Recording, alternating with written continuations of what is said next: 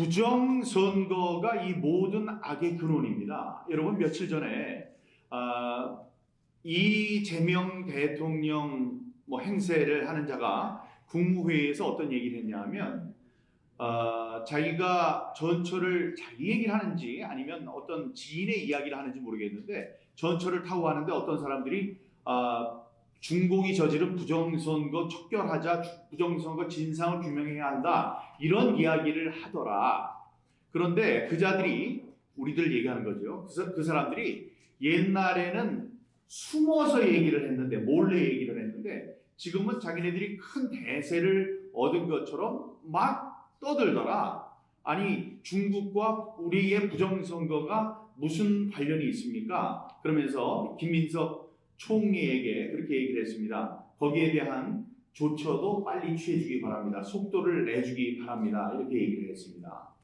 그런 것에 발맞춰서 최민희 의원이라고 전 국민의 미움을 사고 있는 국회의원 한 사람이 있죠. 그 국회의원이 악의적인 가짜 뉴스를 퍼뜨릴 때 무려 10억 원의 벌금을 물게 하는 악법을 지금 만들고 있습니다. 그 중심에는 바로 부정선거가 있는 것입니다.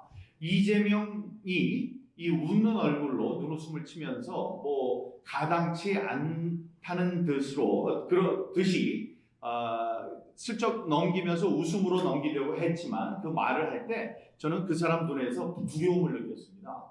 이 사람이 지난 5년 동안 한국에서 저질러진 부정선거의 중심에 있었고, 그 부정선거 때문에 지금 구중심처 자기 대통령 관저에서도 전전반측 매일 밤 깊은 잠을 못 이루는 것을 잘 알고 있습니다. 그게 부정선거라는 것이 아무 근거가 없다면 그냥 타오르다가 꺼질 일입니다. 그러니까 대통령 자리에 앉은 사람이 그 얘기를 하면 안 돼요. 하면 할 필요가 없는 것이에요. 그러나 네, 맞습니다. 그런데 그 사람이 그 얘기를 한 거는 두려워서 어쩔 줄 모르는 겁니다. 지금 전국의 젊은이들이 다 일어나서 외치고 있죠. 그다음에 미국이 조여오고 있습니다. 이거 가만히 놔두면 자기가 살 수가 없겠구나.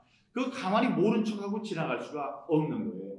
이런 상황에서 여기 앉아 계시는 시애틀의 범보수 애국 시민 여러분들 가운데 단 한 분이라도 이거 부정선거라는 거라는 게 있는 것 같기도 하고 없는 것 같기도 하고 이런 생각 가지시면 안 됩니다. 적군들이 덜덜 떨고 있는 그 이유가 바로 부정선거이기 때문입니다.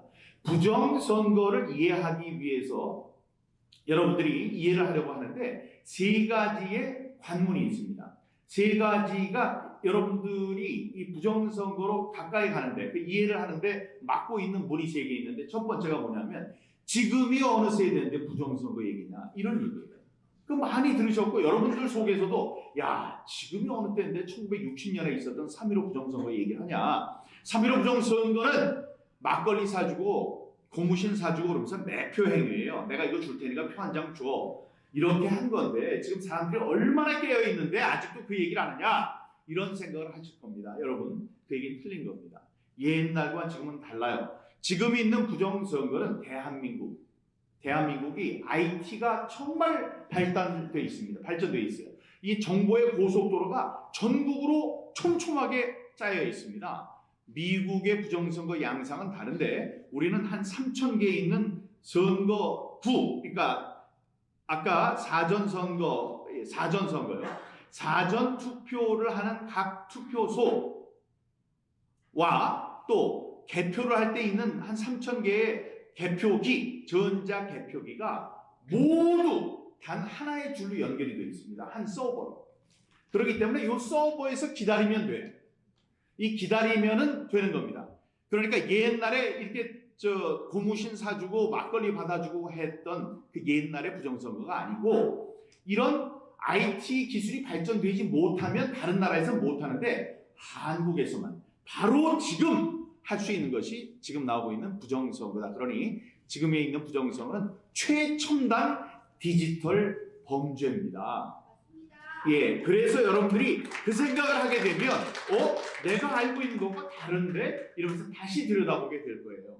지금 옛날 하던 방식으로 그렇게 하는 게 아니에요. 점점 고도화됩니다. AI에 100조 투자한다고 그러잖아요. 그 AI 해서 뭐 하려고?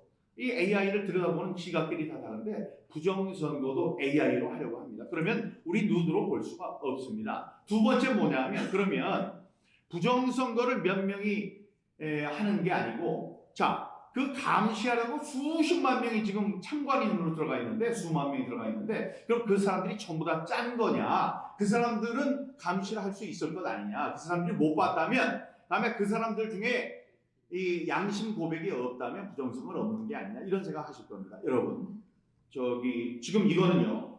이것도 없네요. 옛날에는 이게 다 줄로 연결이 돼 있어야 됐어요. 근데 지금은 줄도 없습니다. 이 마이크에 줄도 없어요. 그냥 무선이에요, 무선. 이게 줄이 없잖아요. 이렇게 무선으로 해서 지금 여기 있는 이 스피커로 연결되는 겁니다. 여러분, 컴퓨터도 마찬가지입니다. 옛날엔 랜선이라도 있었지. 랜선을 통해서 왔다 갔다 하는 정보는 0과 1, 디지털 정보예요. 그거 아무리 들여다봐도 거기서 뭐 하는지 모릅니다. 이게 마찬가지예요. 여기 손을 잘라야지. 옛날 손 자르면 목소리가 안 들렸는데 지금 관계없습니다. 수십만 명이 들여다봐도 그 랜선도 아니고 지금 다 무선으로 얼마나 많은 정보들이 왔다 갔다 하는데 그 사람들이 감시할 수 없습니다. 그러니까 그 사람들이 얘기 안 한다고 부정선거가 없는 게 아닙니다. 세 번째, 컴퓨터로 2번이나 세지 않느냐. 컴퓨터로 하는데 얼마나 충직하고 정확한 기계인데 그거를 네가 못 믿는다 그러면 말이 되느냐. 컴퓨터는 프로그램에 의해서 작동됩니다. 프로그램은 사람이 만드는 겁니다. 그래서 프로그램, 나쁜 의도를 가진 사람이 만든 나쁜 프로그램으로 컴퓨터를 이용한다면 컴퓨터는 큰 나쁜 짓을 저지르는 거예요. 그러니까 컴퓨터로 되니까 믿어야 된다. 그 말도 틀리다. 전문용어로 garbage in, garbage out. 쓰레기를 집어넣으면 쓰레기가 나오는 게 바로 컴퓨터라는 말씀입니다. 지금 이제 앞으로 제가 부정선거에 관한 많은 증거들을 말씀드릴 텐데 그 증거 중에 이런 게 있습니다. 거기 이제 쓰지 않은 것이 하나 있는데요. 이게 더 여러분들 가슴 속에 더 들어올 줄 몰라요. 여기 많은 물적 증거들이 나오지만 정황적 증거는 어떤 게 있냐면 여러분 선거를 하면 선거하는 그날 그 당일 선거가 끝나는 6시에 3사에서 전부 다 모여가지고 6시 땅 6시가 되면은 발표하는 게 있어요. 뭐죠? 이 선거 결과 발표는 뭐라고 해요? 출구조사라고 해요. 출구조사는 한 5명마다 한 사람씩 한 200m 떨어지라고 그러니까 그 사람을 잡고 200m를 걸어갑니다. 그 다음에 얘기를 해요. 우리가 출구조사 때문에 그러니까 당신이 저쪽 안에서 찍은 걸 여기다 찍으세요. 우리는 안 볼 테니까요.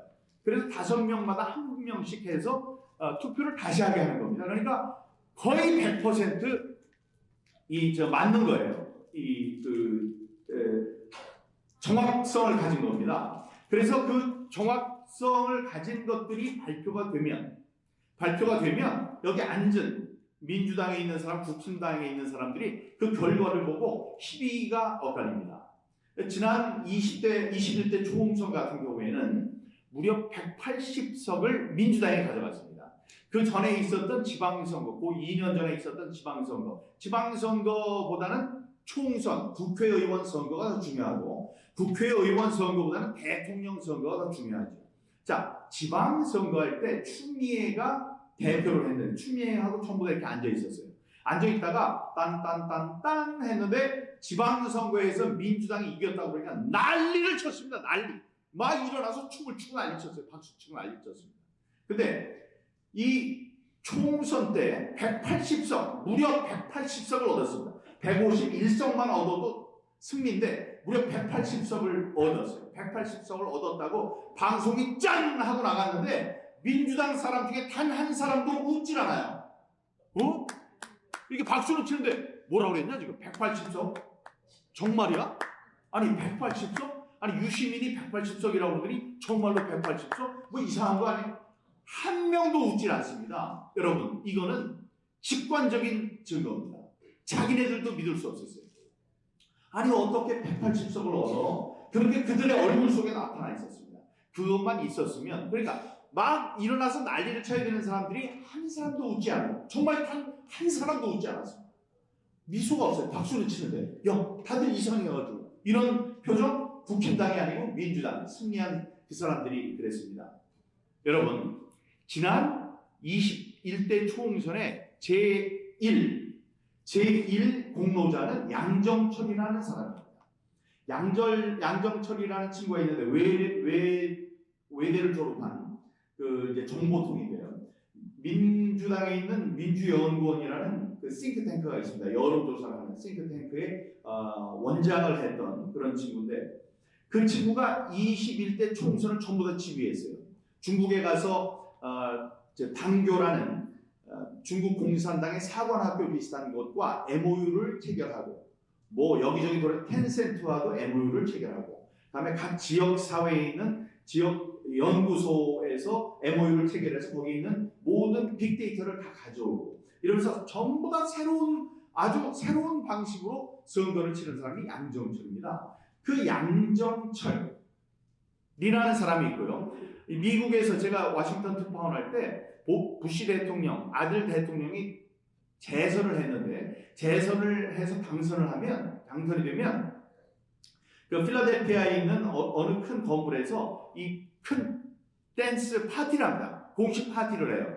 공식 파티를 하기 전에 대통령의 선거 결과를 발표할 때, 그때 부통령이 나와서 사회를 봅니다.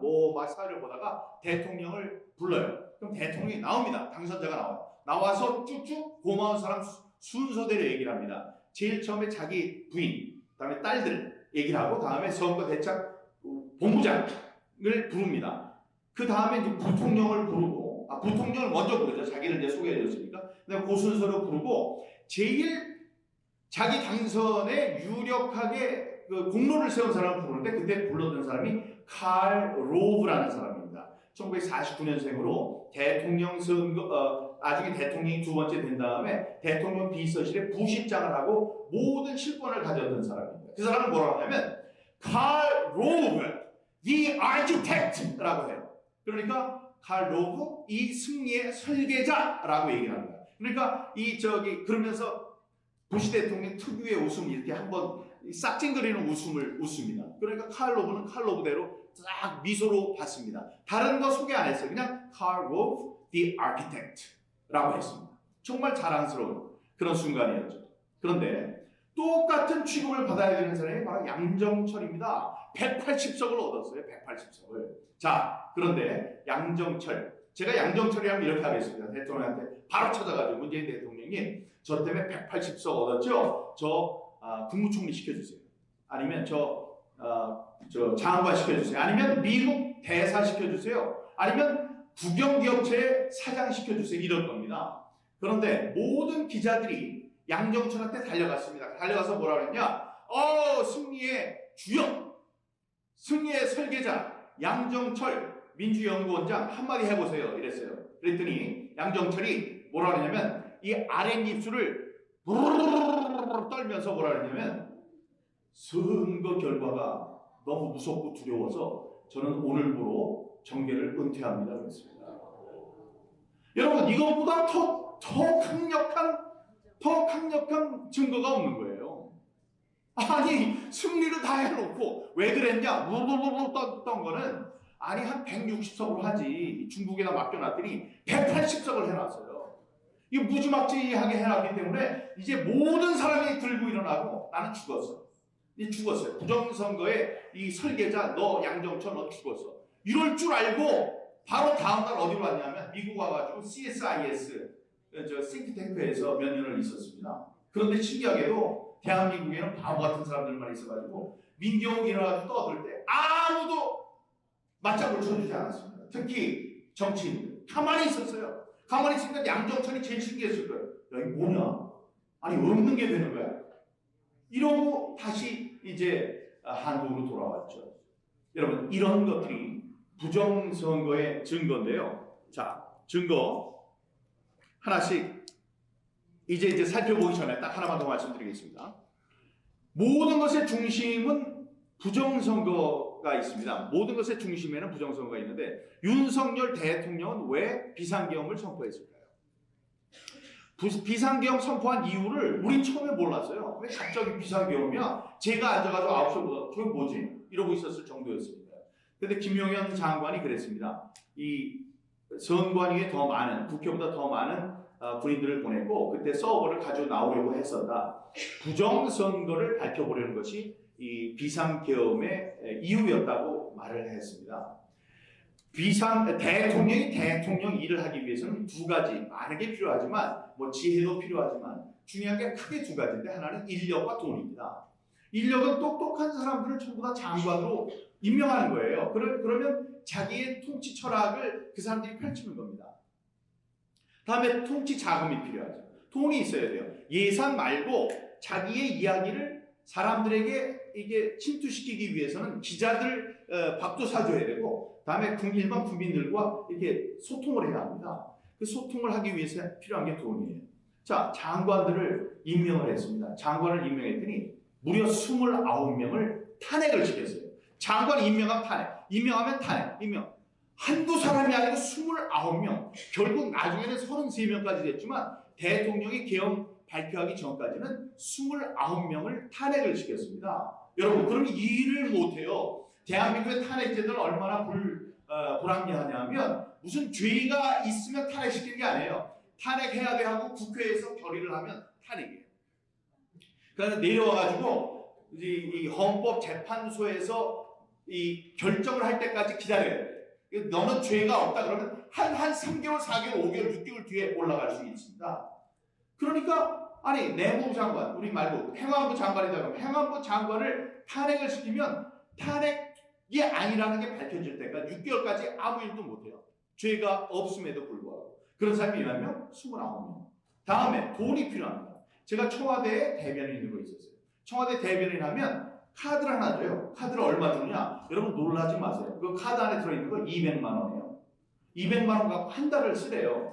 근데 제가 뒷바라지하고 해야 되는 기자들이 청와대 출입 기자들 1호 기자들이에요. 제일 무서운, 한국에서 제일 무서운 기자들이 몇 명이냐? 198명이에요. 198명을 갖고 이 200만 원 쓰래요. 그래서 제가 그 당시 김기춘 실장한테 가서 그랬습니다. 사람 회의하는데 이래서 이제 제가 세 가지 방법이 있다고 생각을 했습니다. 1. 200만 원짜리 카드 갖고 198명을 설렁탕집으로 전부 다 불러요. 그 다음에 자, 10,000원짜리 전부 다 돌리세요. 당신도 먹고 나도 먹고 그럼 이제 200만 원 쓰는 거예요. 그 다음에 안녕히 가세요. 다음 달에 봬요. 그래서 한 달 동안 아무것도 안 사죠. 이렇게 하겠습니다. 두 번째는 제가 우리 집을 팔겠습니다. 세 번째는 제 친구들 중에 돈 많은 사람들이 많으니까 걔네들한테 돈을 좀 달라고 하겠습니다. 이랬더니 저 실장님께서 그러시면 안 됩니다. 그러더니 어떻게 했냐면 200만 원을 250만 정도 올려주더라고요. 참네.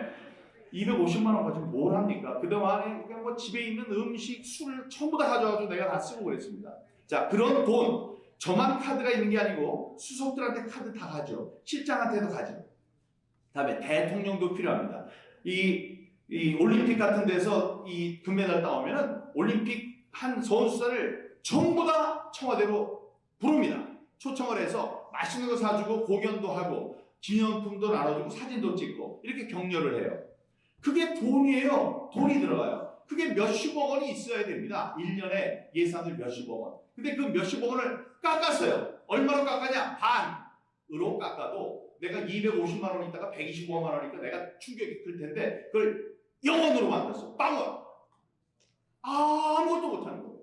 그럼 대통령만 그러냐? 대통령실, 경찰, 검찰, 감사원까지 전부 다 빵원으로 만들었습니다. 그러니까 그때 대통령이 느끼는 건 뭐냐? 이 절망감이에요. 위기감을 넘어서서 좌절이에요. 이건 완전히 내가 아무것도 못하는구나. 근데 국민들은 아무것도 모르고 있구나. 내가 일을 안 한다고 그러겠구나. 그래서 어떻게 했어요? 그거를 세상에 알려야 되겠다. 자, 그런데 그 국회의원들이 제대로 뽑힌 사람들이라면 할 말이 없습니다. 국민들이 다 그렇게 뽑아줬는데 그 사람들이 그렇게 하라니까 그대로 해야죠. 그러면 억울하지도 않겠는데 자기가 알고 있거든. 민경욱 같은 사람이 계속 떠들었거든. 자기가 보고를 받았거든. 국정원장으로부터도 보고를 받았거든. 이게 엉망진창이라는 얘기를 다 했기 때문에 알아요. 그러니까 지금 193명이라는 저자들, 그때까지 192명이에요. 192명이라는 저자들이 그 중에 51명쯤은 선거로 당선된 사람들이 아니야. 부정선거로 된 사람들이야. 내가 억울하지는 않겠어. 걔네들이 전부 다 진짜로 뽑힌 사람들이라면. 그러니까 이게 부정선거 때문에 제가 일을 못하고 있다는 것을 사람들에게 알려야 되겠다. 그래서 발표하고 선언한 것이 비상계엄입니다. 이렇게 중심적인 그 가운데 있는 게 부정선거예요. 옛날에 우리가 뽑아놓은 대통령 중에도 바보 같은 대통령 많았습니다. 제가 정치부 기자를 했기 때문에 다 알아요. 누군 똑똑하고 누군 바보 같고 정말 바보 같은, 지금 역사에 남을 바보 같은 짓 한 사람들 다 많습니다. 그러나 그 사람들은 제대로 뽑힌 사람들이니까 우리가 할 말이 없어요. 지금 이재명이가 하는 일이 바보 같은데 제대로 뽑힌 사람이라면 우리가 뒤에서 밀어줘야죠. 아이고 이게 대통령 뽑히긴 했는데 정말로 일 못하네. 막 이렇게 도와줘야 되는데 그게 아닌 거예요. 아무리 잘해도 이 사람은 당선된 사람이 아닌데 자기가 당선되지 않았으니까 정당성이 부족해서 일을 못하고 있는 겁니다. 여러분 여기 트럼프 대통령 만나고 와서도 자기가 정정당당하게 뽑힌 사람이라면 딱 팔짱 끼고 이 다리도 꼬고 앉아가지고 뒤에 딱 앉아가지고 똑같이 앉아가지고 에이 트럼프 잘해. 너 동맹인데 뭐 돈을 이렇게 많이 뽑아내려고 그래. 그럼 당신 반미주의로 해서 날아가. 반미 동맹이 깨져. 그러니까 잘해. 이렇게 했어야 돼요. 근데 그렇게 했나요? 이 마치 유치원생이 그 교장 선생님 앞에서 야단 맞는 것처럼 등받이에 등도 못 대. 앞에 이러고 앉아가지고 그냥 재롱이나 피우고 예? 이렇게 막 올려놔주고 그 사람한테 피우했던 건 단 사진 한 장이었기 때문에 그렇습니다. 자기가 이 정당성이 부족하기 때문에 제대로 당선된 사람이 아니기 때문에 부정선거로 당선된 사람이기 때문에 그랬던 거예요. 그래서 우리에 있는 돈을 다 퍼주기로 그렇게 약속을 한 겁니다. 그러고 나서 돌아오니까 국내에서 얻어맞을 게 두려우니까 뭐라 그랬어요? 아이고 내가 미쳤습니까? 여기다 도장 찍게? 그건 더 나쁜 일이죠. 신뢰가 없어지잖아요. 신뢰가. 이 국제사회에서 글로벌 스탠다드가 뭡니까? 신뢰가 없으면 안 되는 거거든요. 근데 신뢰 없는 짓을 했어요. 왔다 갔다 제정신이 아닌 거예요. 뭐 때문에? 부정선거 때문에 그렇습니다. 그래서 있는 시간을 거의 다 썼는데 자 이거 한번 돌려볼까요? 몇 개만.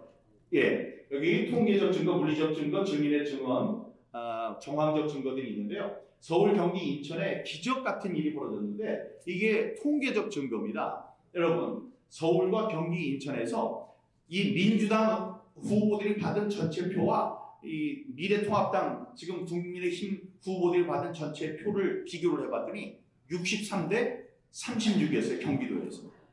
아니 그러면 그거는 우연입니다. 우연히 그럴 수도 있어요. 63대 0, 100대 0이 돼도 되는데 어떻게 63대 36이 됐어. 그런데요. 인천에도 봤더니 63대 36. 경기도도 봤더니 63대 36이에요. 이렇게 세 번이 거듭되는 걸 갖고 이제 그렇게 또 나옵니다만 세 번이 그것까지 보죠. 다음.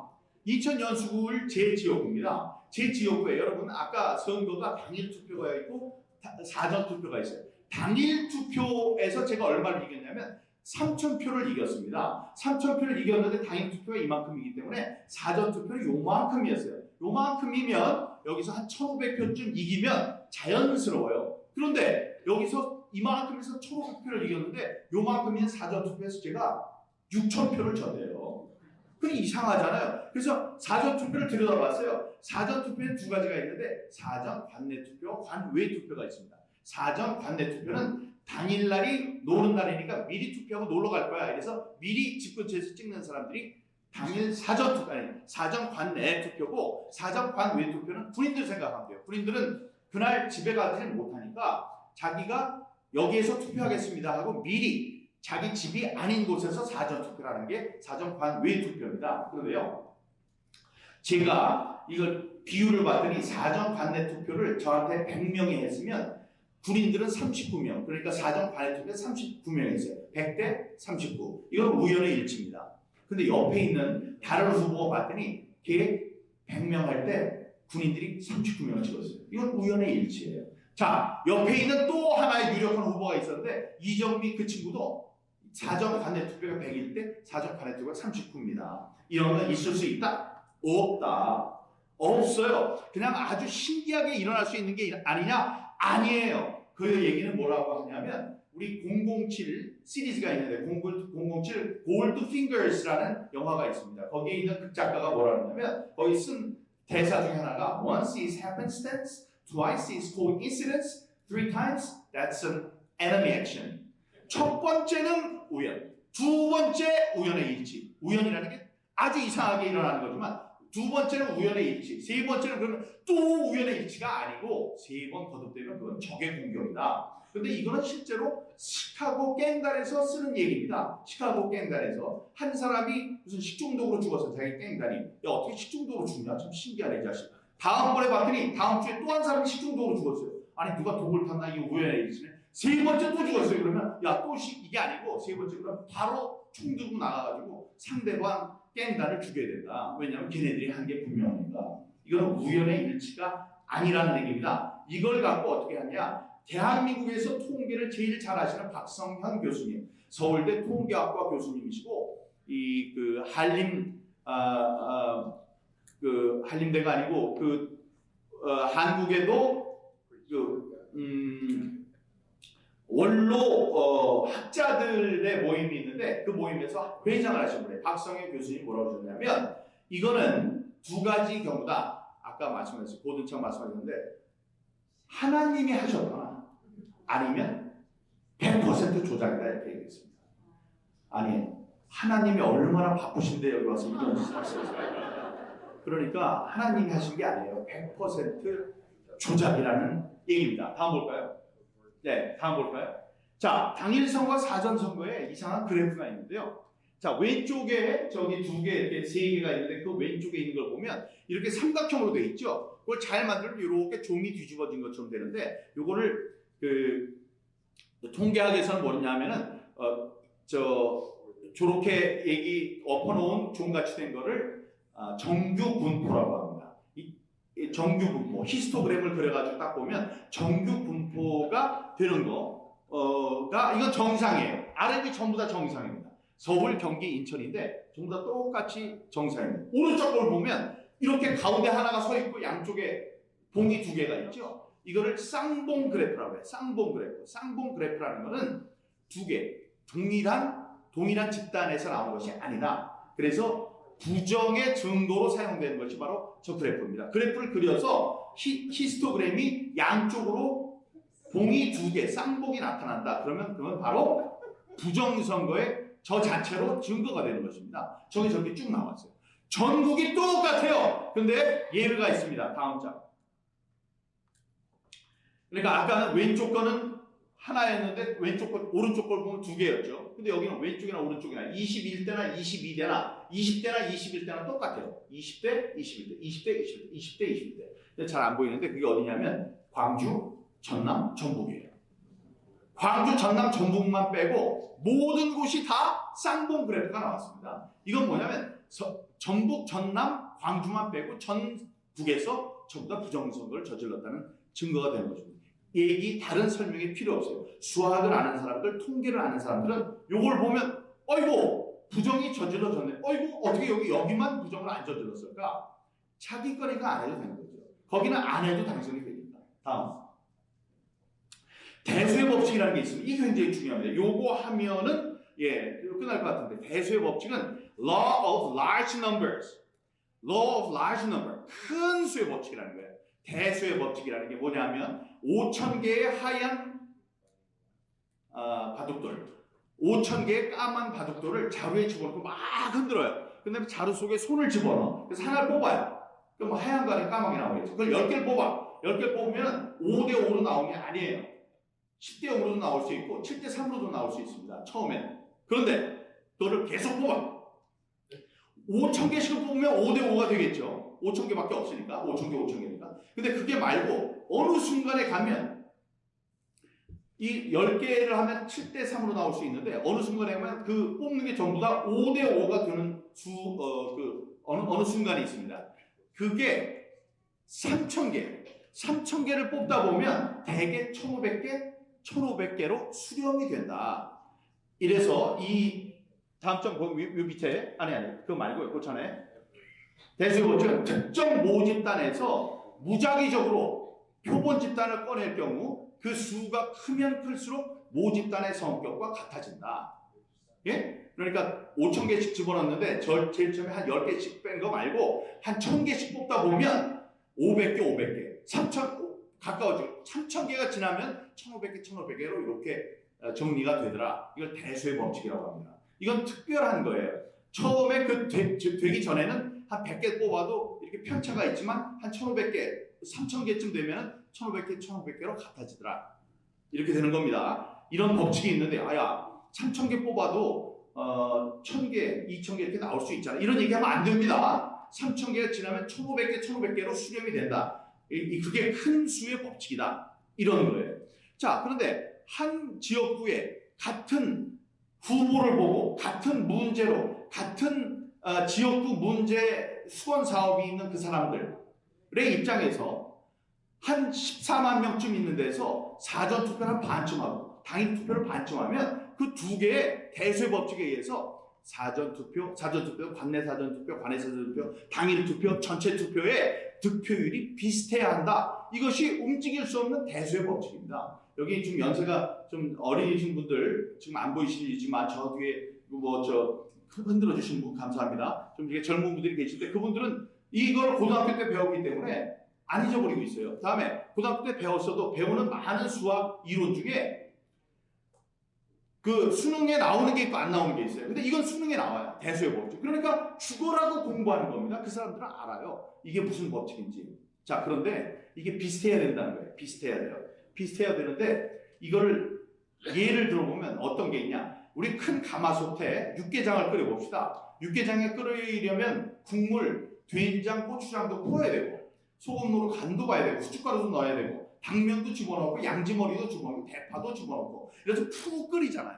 푹 끓여가지고 막 휘저어가지고 팔팔 끓이면 맛이 구수하고 달큰하고 이런 육개장이 나오죠. 자, 육개장 이만한 가마솥에 끓여가지고 이만한 그릇에 3그릇을 퍼습니다.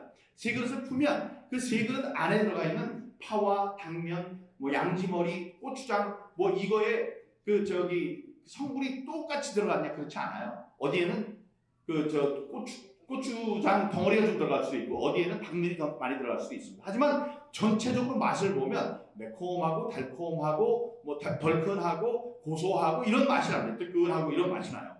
그게 비슷해야 된다는 게 대수의 법칙이에요. 그걸 한 방울 찍어 먹으면 재수없게 안 풀어진 고추장 위에 딱 해가지고 매울 수 있지만 그게 아니고 이만큼 그릇에다 부으면 3개가 비슷하다. 이게 대수의 법칙입니다. 근데 이거는 어떻게 비유할 수 있냐?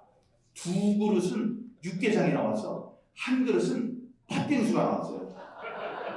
네? 아니 육개장을 팔팔 끓여가지고 3개를 이게 다 거기서 나온 거라고 하는데 하나를 보니까 팥빙수가 나온 거하고 똑같은 겁니다. 자, 보세요. 여기 서울, 경기도. 자, 서울에 48개의 지역구가 있는데 48개의 지역구의 후보자들은 100% 이것도 이상하죠. 100% 민주당 후보 사전투표와 당일투표의 득표율이 비슷해야 되는데 항상 달랐습니다. 10% 이상 달랐어요. 이 자체가 이상한 건데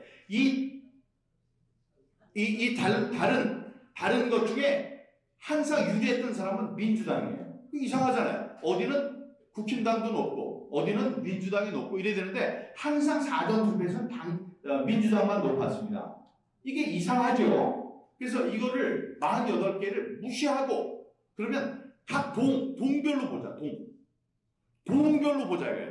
동으로 봤더니 동은 425개의 동이 있습니다. 425개의 행정동이 있어요. 무슨 신사동 이런 동들이 있어요. 반포동, 방배동 이런 동들이 있는데 동 425개를 봤더니 425개가 똑같이 항상 달랐고 425개 동에서 전부 다 민주당 사람만 유리했습니다. 사전투표에서. 이게 있을 수 있습니까? 없어요. 아니 어딘이 이기고 지고 제가 선거를 치러봤기 때문에 어딘 열심히 해도 안 나오는 데가 있고 열심히 안 해도 잘 나오는 데가 있고 이게 왔다 갔다 하면서 몇 표 차이로 제가 이기는 거예요. 근데 어떻게 똑같이 아주 그냥 이런 거는 컴퓨터로 하는 수밖에 없는 겁니다. 서울만 그렇습니까? 경기도는 599개 동이 있어요. 599개 동에서 전체가 사전과 당일 투표가 달랐는데 항상 민주당 의원만 유리했습니다. 이런 걸 보고도 그럴 수 있는 거 아니야? 이러면 안 돼요. 부정선거입니다, 여러분. 부정선거가 있었던 거예요. 그러니까 대통령까지 그런 거예요. 이 부정선거가 있었다는 것을 알아볼 수 있는 여러 가지 그 방법 중에 또 하나, 누가 부정선거를 주장하는지 보시면 됩니다. 저 옛날에 이 보도 기자 때 보도를 잘해가지고 이달의 기자상도 받고 방송 대상을 2번에 받은 훌륭한 민한 기자입니다. 그 기자가 다음에 이 영어 시험 봐가지고 1등 해가지고 워싱턴 특파원 나왔고요. 다음에 제가 9시 뉴스 앵커가 됐더니 사람들이 뭐라 그러냐면 저 사람은 분명히 실력이 있는 사람이다. 그래서 왜? 그러니까 야, 저 얼굴로 9시 뉴스 앵커가 됐으면 실력이 있으니까 된 거지 얼굴 때문에 된 건 아니잖아. 그렇게 됐던 사람이에요. 한때 똑똑하다고 그랬던 사람입니다. 그 중에서도 대통령께서 똑똑한 사람이고 와서 대변을 해주시고 대변을 했던 사람이에요. 그 사람 그러고 나서도 저기 국회의원 한번 해보시죠. 그래서 국회의원 큰 차이로 국회의원이 됐던 사람입니다. 국회의원이 돼서도 4년 내내 이 국정감사 1등, 국정감사 우수 국회의원상을 주는데 그 중에 한 번만 받아도 영광인데 그 4년 내내 받은 사람이에요. 예, 그래도 당신이 여기 전한길 선생 계시지만 전한길 선생은 저를 미친놈으로 봤다는 거 아니에요. 저기 또라이로 사람들 보고 이미지 나쁜 사람으로 봤다는 거 아니에요. 사람들이 이렇게 만드는 거 모르고. 자, 그런 사람들이 있으니까 저는 제외하자고요. 저는 제외. 그러면 황교안 총리는 어때요? 황교안 총리 그 고시부터서 사시부터 가지고 공안검사하고 법무부 장관하고 총리하고 대통령 권한대행하고 다음에 당의 대표였습니다. 이 사람도 또라이입니까? 그 사람이 부정선거 얘기하잖아요. 자, 이 트럼프 대통령은 어때요? 트럼프 대통령도 또라이입니까? 하긴 뭐 다들 또라이라고 해요 지금은. 근데 트럼프 대통령이 그런 사람입니까? 아니죠. 허병기 교수님 이런 사람이 잘못된 사람인가요? 모스탄 대사님이 이상한 분입니까? 여기 있는 고든창이 이상한 분입니까? 이런 사람들이 한 목소리로 얘기하는 게 부정이라고 얘기하지 않습니까? 그러면 부정선거가 있는 거다 없는 거다? 있는 거다. 그러니까 싸워야 되는 겁니다. 부정선거는 이념의 좌우의 문제가 아닙니다. 이데올로기 나는 좌파야 우파야. 좌파니까 부정선거 있어도 돼. 이런 게 아니에요. 우파도 마찬가지예요. 좌파나 우파나 민주체제에 있다면 선거는 다 맞아야 되는 거예요. 근데 선거가 제대로 되지 않았다. 그럼 모두가 함께 분노해야 하는 일입니다. 좌우의 문제가 아닌 독재와 외세를 부르는 망국의 병이 부정선거인 것입니다. 다음에 볼까요? 자, 이거 하나만 또 보죠. 대통령 선거를 5년마다 한 번씩 하는데 하도 이 자들이 그 탄핵을 시켜가지고 이번에 3년 만에 했습니다. 3년 전에는 12월 달에 선거했습니다. 겨울이에요. 이번에는 6.3 대선 여름에 했습니다. 지난 3년 전에는 코로나가 있었습니다. 이번에는 없었습니다. 자, 이런 여러 가지 후보도 그때는 윤석열 하고 이재명이었고 이번엔 이재명과 김문수였습니다. 자, 후보도 다르고 여름 겨울로 다르고 다음에 이 코로나가 있고 없고도 다르고 다음에 선거가 다 그 사전 투표는 이틀 안에 하는 거기 때문에 그 변동의 폭이 있죠. 오히려 당일 투표는 뭐 비슷할 수 있지만 사전 투표는 이틀 동안에 하는 거기 때문에 이게 어느 때 많이 하고 적게 하고 그러는 게 있는데 여기 보시면요. 저기 3년 전에 했던 것과 3년 후에 했던 것과 사전 투표의 첫날 투표율이 똑같아요. 아니 그걸 집계를 했어요. 집계를 했는데 똑같아요.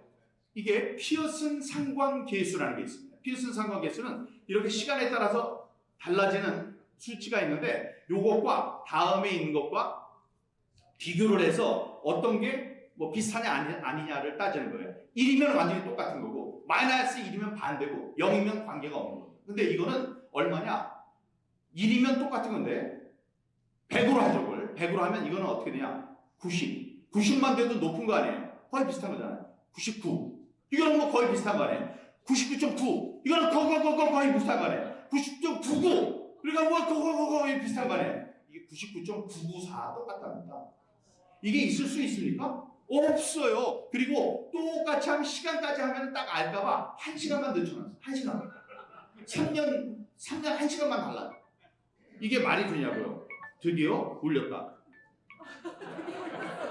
올렸는데 제가 머리가 좋아가지고 이 시간을 다 쓰지 않고 10분 전에 올리게 했어요. 네, 10분 전에 올리게 했습니다. 10분 전에 올리게 했는데 이런 게 있고요. 다음번에 이런 거 빳빳한 이거 그냥 그림만 보시겠습니다. 여러분 빳빳한 투표지가 이 그 수많은 사람이 그 전에 그 수많은 사람 그 전이요 전 수많은 사람이 만졌는데 이 저게 투표가 다 끝난 투표지가 저럴 수 있습니까? 없어요. 다음번 이거 보세요. 저 화살표 투표지는 저렇게 스티커예요. 스티커. 저건 제가 찍은 사진입니다. 대법원에서 스티커가 쭉 붙어가지고 나온 저 투표지를 야 이게 뭐 이런 게 있어 그랬더니 저게 여기 붙은 거예요. 이러고선 당연하다는 듯이 얘기해요. 여러분께 묻습니다. 여러분은 저런 투표지가 있으면 그냥 투표합니까? 바꿔달라고 해야죠. 야 이게 뭐야 이럴 거 아니에요. 이거는 투표를 한 투표지가 아니에요. 다음. 자 배출입 투표지 위에는 지역구 밑에는 비례대표가 한꺼번에 나왔어요. 이건 나올 수 없습니다. 인쇄소에서 하면 저런 게 나오는데 저거는 오른쪽에 보면 QR코드 있죠. 오른쪽 아래 QR코드는 사전투표라는 얘기거든요. 사전투표는 당일 그 사전투표하는 날 프린터에서 프린트를 해서 나오는 겁니다. 프린트를 해서 나오면 위에 하얀 게 다 끝난 다음에 착탁 하고 잘라버려요. 다음부터 파란 걸로 씩씩 하면서 표를 하기 때문에 두 개가 같이 나올 수가 없어요. 벌써 잘려야 되거든. 그러니까 저건 뭐냐면 인쇄소에서 만들어 왔다는 거예요. 아니 사전투표지는 그날 프린터로 나와야 되는데 저렇게 나왔습니다. 저거는 인쇄소에서 만든 다음에 집어넣으려고 만든 가짜 투표용지라는 게 됩니다. 다음 일장기 투표용지 저렇게 되어 있습니다. 저게 이렇게 충칙하죠.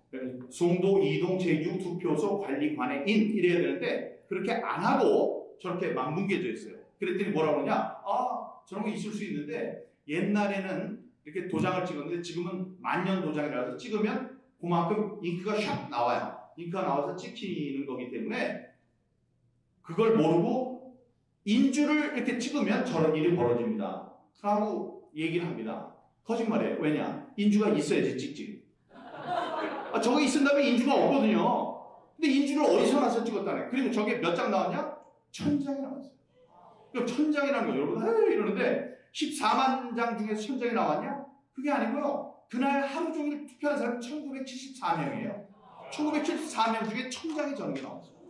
그리고 저걸 찍은 사람 저 투표관리관이라고 위에 있죠. 투표관리관이 선서하고 나왔습니다. 난 저런 거 찍은 적이 없습니다. 두 번째, 내가 지금 내 하급자가 찍었을 텐데 찍더라도 나한테 보고를 해야 돼. 저런 보고를 받은 적이 없습니다. 보고 말고 내가 12시간 동안에 그 좁은 공간에서 12시간 동안 있었기 때문에 이런 게 돌아다녔으면 내 눈에 띄었어야 되는데 나 저런 걸 본 적이 없습니다. 네 번째, 저런 걸 하면 사람들이 와서 야 이거 뭐야? 일 똑바로 해! 바꿔줘! 이런 항의가 있어야 되는데 단 한 사람도 항의하지 않았습니다. 다음 장 보면 여기는 보세요.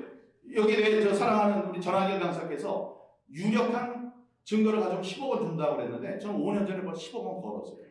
저렇게 오른쪽 위에 사진 중에 오른쪽을 보면 일장기 투표용 돼 있죠. 일장기 투표지나 배출입 투표지, 저는 이발의 투표지, 자석 투표지 이런 거에 투표를 한 사람은 나오십시오. 10억 원 드리겠다고 했습니다. 나왔어도 큰일 났어요. 10억 원, 1000명이 나와서 10억 원씩 달라고 난리 났는데 안 나올 걸 알았기 때문에 했어요. 자, 이거를 어디다 했냐? 조선일보 전면 광고, 문화일보 전면 광고, 다음에 매일경제 전면 광고에다 했습니다. 전면 광고에다 했어요. 나왔나요? 안 나왔어요. 그러니까 뭐다? 저거는 실제로 투표한 투표지가 아니고 재검표를 한다고 했으니까 자기가 발표한 것과 재검표가 다르잖아요. 그러니까 막 집어넣은 투표지 중에 저런 것들이 나온 것이다. 최후 진술 5분짜리 제가 아낀 그 시간으로 5분짜리 제가 대법원에서 최후 진술을 했습니다. 당신들 똑바로 그 판결을 해라. 안 그러면 큰일이 벌어진다라고 했던 그 최후 진술을 보고 함께 보시겠습니다.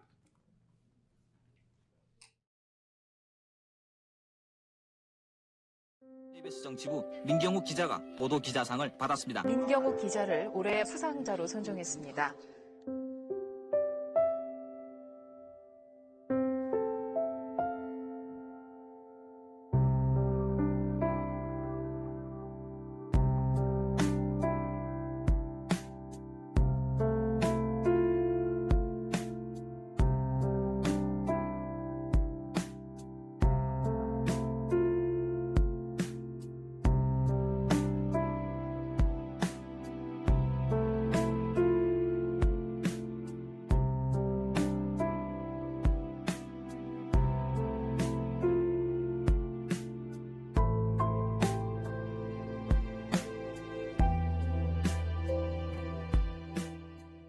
stand together in this fight to preserve freedom and democracy. Thank you very much. Thank you.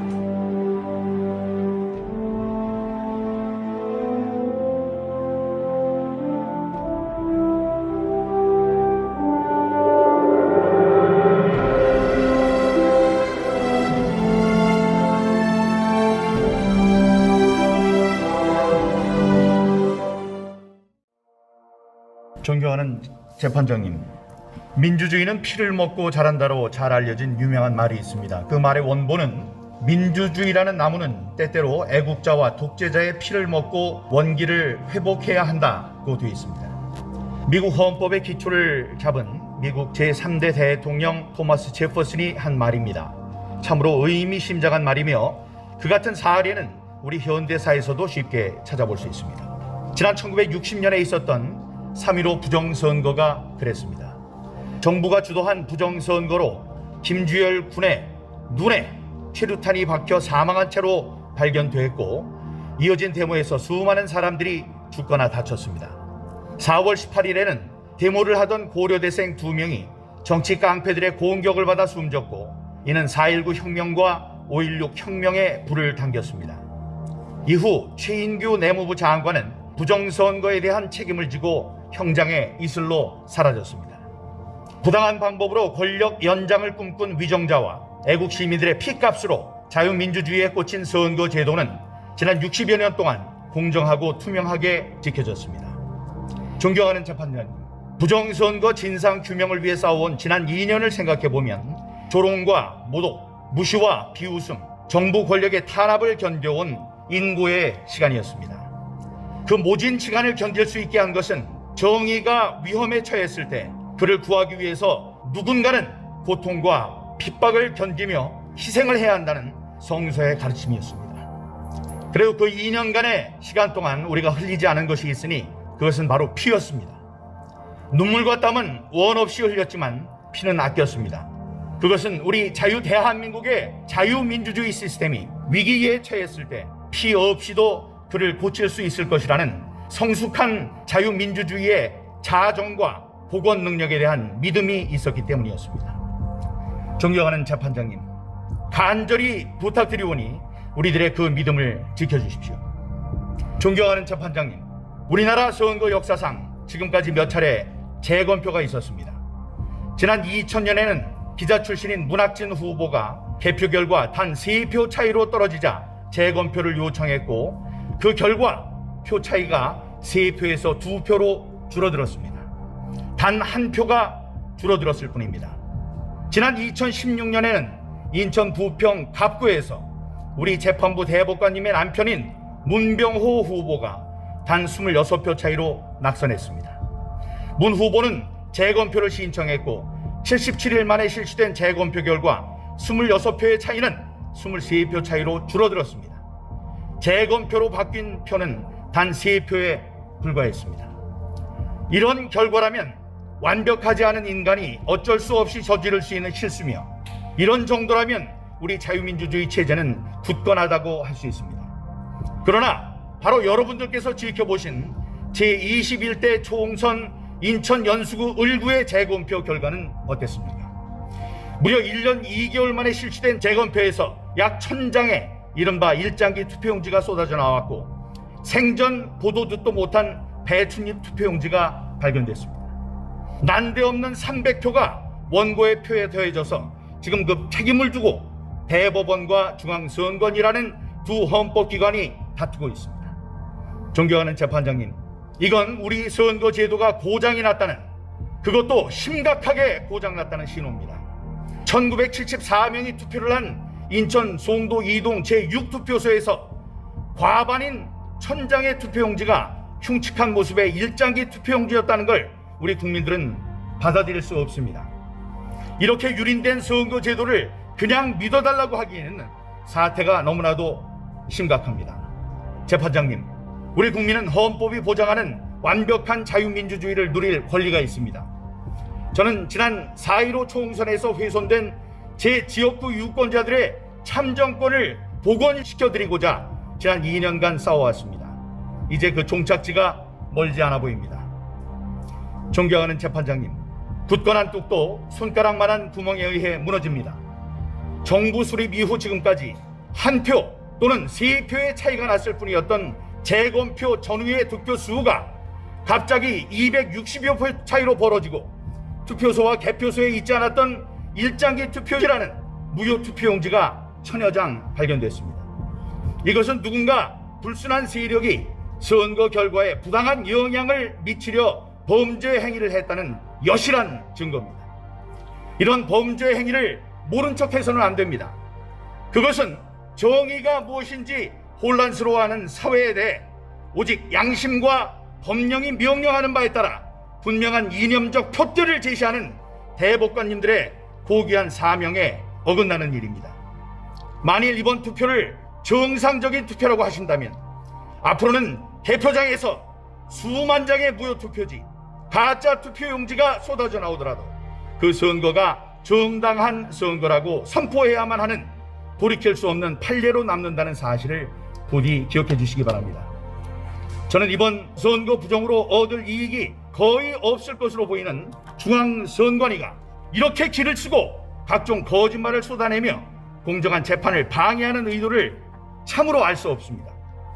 공정하고 투명한 선거 제도를 지키기 위해 그 누구보다도 애를 써야 할 선관위가 이런 알 수 없는 태도를 보이면 보일수록 자신들의 입장을 공정한 선거의 관리자가 아닌 분명한 선거 범죄 피의자의 위치로 자꾸 밀어넣는 일임을 지적하고자 합니다. 고장난 민주주의 체제를 고칠 수 있는 권위는 이제 단 2개의 주체의 어깨 위에서 찬란하게 빛납니다. 그 하나는 바로 저스티스, 정의라고 불리는 여러분 대법관들이십니다. 여러분들의 힘과 권능으로 고장난 선거제도를 바로잡는 무혈 시민혁명을 완성시켜 주십시오. 여러 대법관님들의 의로운 판결을 우리들은 고대하고 있습니다만 불행히도 그것이 불가능하다고 판단될 때 우리는 또 다른 주체인 민주 시민들의 힘에 기대며 그동안 아껴두었던 피를 흘려야 할지도 모릅니다. 모두에 말씀드린 토머스 제퍼슨은 이런 경우를 위해 민주주의의 최상의 주권자인 국민들에게 또 다른 명언을 남겼습니다.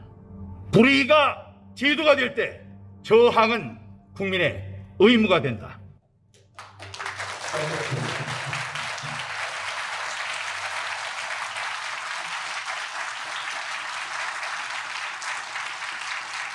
네, 감사합니다. 기대 말씀 많았는데 아직 못한 얘기는 Q&A 시간에 또 여러분과 함께 이야기를 하도록 하겠습니다. 경청해 주셔서 감사합니다.